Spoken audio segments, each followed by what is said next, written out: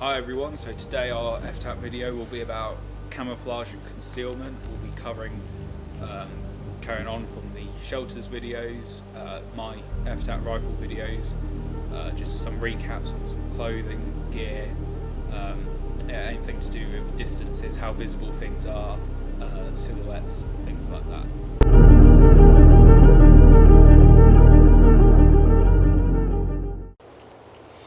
Okay, so first of all what we're going to be covering is the recce rifles that we're running for F.T.A.C.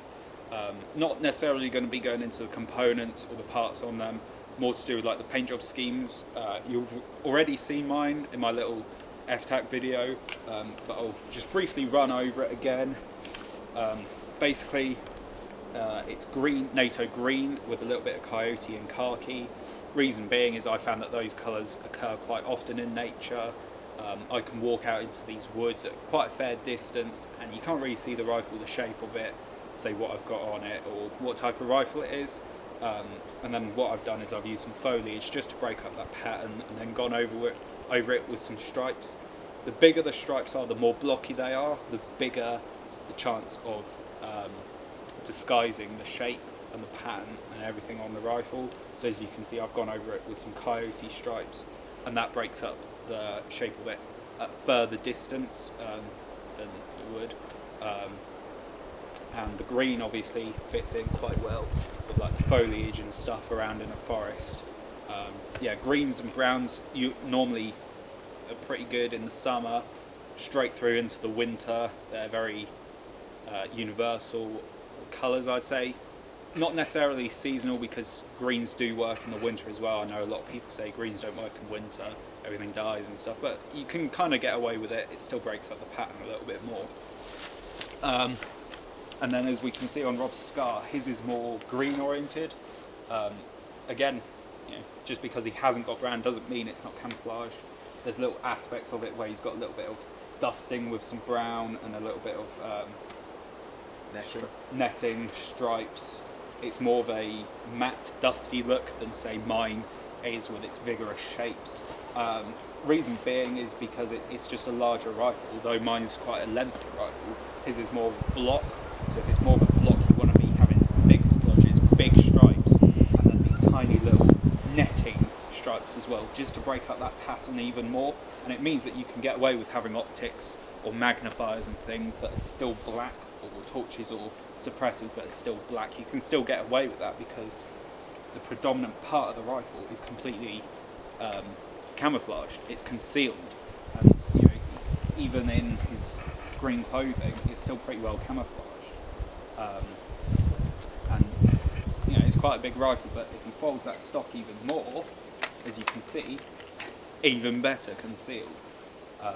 So if you want to just hold it up against the background, although they're completely different colours, the light levels, when they change, it won't be invisible because that's not what we're wanting to do, but it will be camouflaged. It'll be pretty well concealed at a distance because you don't want it to be hidden close up. You don't want to be 10 metres away and you can't see it, because that's not going to happen. You want it to be 75, maybe 50 at a minimum. You don't really want it to be recognisable. We've already spoken about why that is. But yeah, that's the reason why you want it to be concealed. Those are the kind of paint job schemes. So now, because we're in the F.T.A.C woodland area, we're going to be showing you what these rifles look like at different distances, just to back our point up, just to show you what paint job schemes work. Okay, so as you can see, Rob's at about maybe 15 to 20 yards away. If I zoom in a little bit, the rifle, you can still just about make it out, but it's not completely visible. So now we're going to look at it at around 50 yards. Rob is at 50 yards away with his scar. It's not invisible, but you can just about make out, say, the stock kind of shape. You can't quite see the overall shape of the rifle. It's pretty well concealed. So now we're going to have a look at it from 75 yards. So now Rob is at 75 yards away. This is, I'd say, the maximum kind of distances in airsoft that you'll be engaging at. And as you can see, all you can just about make out is his shoulders, his gear, his rifle, very well camouflaged, very well concealed. You can't quite make out what rifle he's got or the shape of it, yet alone the capabilities. Here you can see Will is about 25 yards away. His rifle blends in very well with the foliage and the trees. That's predominantly due to the colour scheme of the greens and the browns. As we zoom in here, you can still slightly make it out. However, it is much better camouflage with the ferns.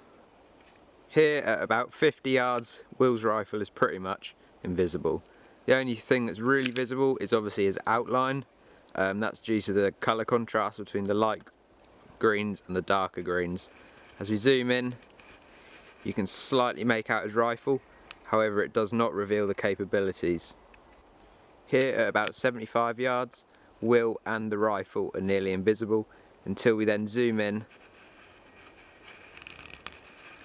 and you notice his human outline there. However, the rifle still can't be seen.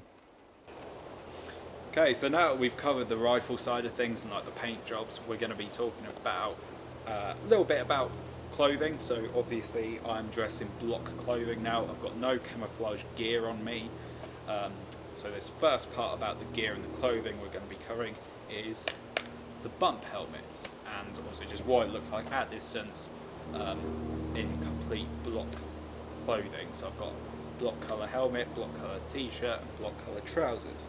So I'm going to be standing out at different ranges. Rob's going to be talking to you about probably how visible I am and which bits are visible as well. So here you can see Will is about 50 yards away. He's full out in block colours. Now block colours work well, however the downside is, as he's in the foliage, you can see he really does stand out a fair bit. Now this is because there's nothing to break up that pattern. So now let's push it back to about 100 yards. So here Will's about 100 yards away now, and he's still fairly visible. However, not as visible as he was before, but that's mainly just because the distance he's at is greater increased. You can see he's holding his helmet out to the right. This blends in fairly well at that distance, however, because of the colour there is a slight sheen on the helmet. Okay, so now we move on to Rob's light recce patrol kit. So as you can see, he has got block colours mixed in with some camouflage. He's running a chest rig, he's run the opscore bump, and we're going to be looking at his kit at different angles at different distances just to see how well camouflage and block colours do well together at different distances, to see if you can make out any outlines. First glimpse of his kit, the first thing I reckon will stand out the most is the bump helmet. They're very shiny, they're quite a pale block colour, and in the woods that's just not the colouring that we want in here. But anyway, we'll start looking at that at some distances and see how well it is concealed. So as you can see, Rob is now at about 50 yards out down this woodland track. You can still definitely see silhouette, the outline of his body. You can just about make out that he's wearing a H-harness chest rig. You definitely see that he's running a Bergen. So from quite a far distance, even the green isn't performing as well as it could. However, the camouflage, if that was just as a standalone, maybe with a Cry field shirt or something, that would do pretty well, blend in really nicely with the different colours. Okay, so now Rob is at 100 yards, and as you can see, it's quite dense woodland. If we zoom in a little bit more, just about make out his silhouette, his outline, what he's wearing, but you cannot see what he is carrying. You cannot see whether he's got a chest rig or a plate carrier. Obviously the green's a little bit too dark for this woodland and he does stick out. However, the chest rig and the helmet aren't doing as badly as we thought. Okay, so now we've seen what block colours are like at distances and how effective they are, and that we've seen how well bump helmets are at different distances. We're going to be talking about scrim nets on helmets. Now, this is quite an old concept, but it's definitely a trend that started on Instagram and YouTube. A lot more people are putting scrim on their helmets. I don't really know why it hasn't been a trend before, or say even why it is a trend, because it's just common sense to put scrim on your helmet if you're in any kind of recce role or role where you're out and overgrown environments quite a lot, so say like a woodland or something like that, or even in the mountains, some of you guys that are in mountainous areas. But scrim's a great thing. You can have it as tight as you want, you can have it as loose as you want. Obviously the looser it is, the more things are going to get caught in it, the more it could rip, tear, but obviously it takes away the shape of the overall helmet a lot more. The tighter it is, the more trim it is.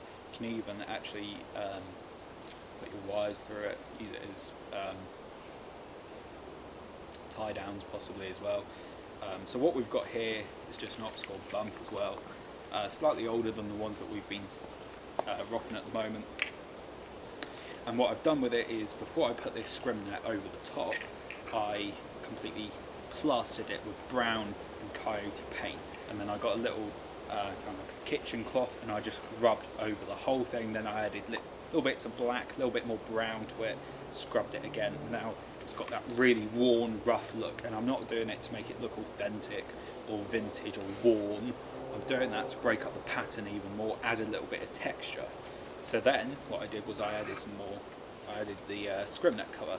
Now I haven't bought this scrim net cover from anybody. I know that Low Pro, they make a scrim net cover for your helmet, but you might as well just end up making one yourself.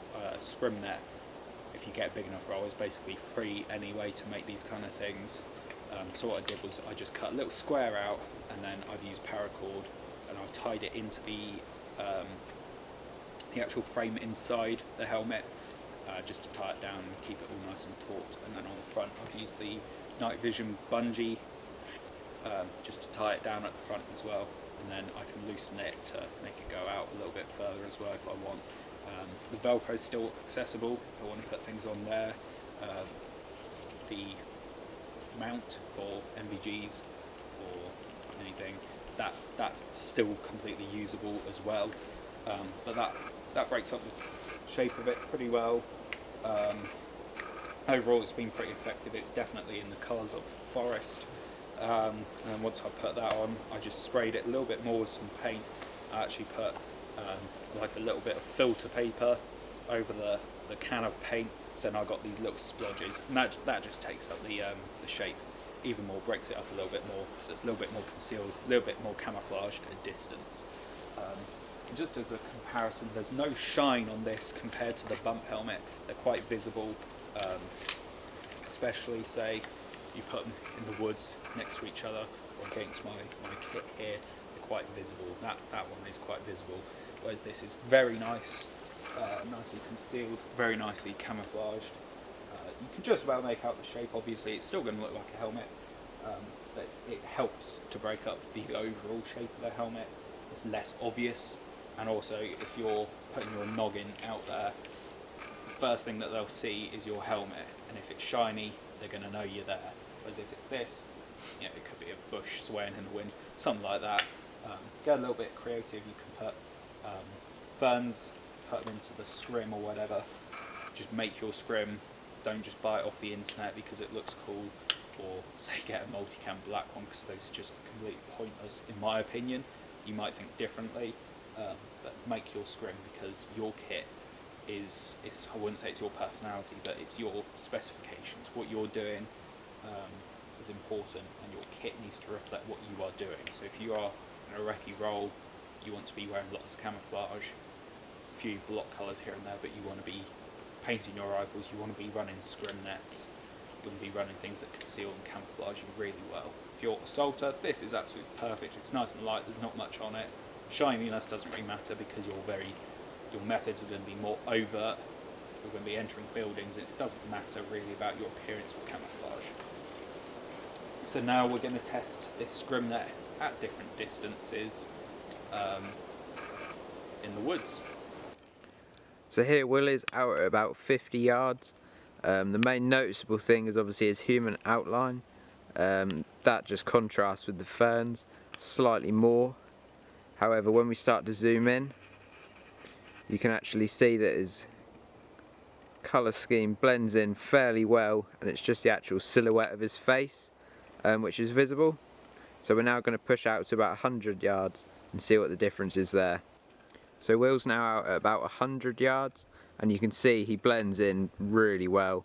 The only thing visible is sort of his outline, but now it's just bopped down into those ferns and he's incredibly well concealed there. He's hardly even visible at all to the naked eye.